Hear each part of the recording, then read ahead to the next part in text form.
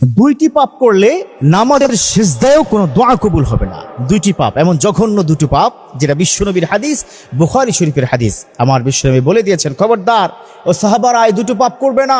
এই দুটি পাপ যদি তুমি করো, তাহাজ্জুদের নামাজ, সিজদার মধ্যে তোমার দোয়া কবুল হবে না।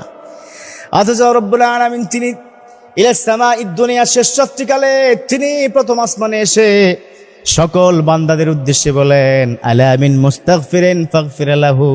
ওহে বান্দার মধ্যে কে আছো গুনাহ করতে করতে পাহাড় পরিমাণ গুনাহ করে ফেলেছো, গুনাহ করতে করতে ডিপ্রেশন হয়ে গেছো, হতাশ হয়ে গেছো, আমার কাছে ক্ষমা চাও। আজকে তোমার সব জিন্দেগির গুনাহ আমি আজকে মুহূর্তের মধ্যে ক্ষমা করে দিব। আল্লাহু আকবার। একবার ক্ষমা চাও, কখন?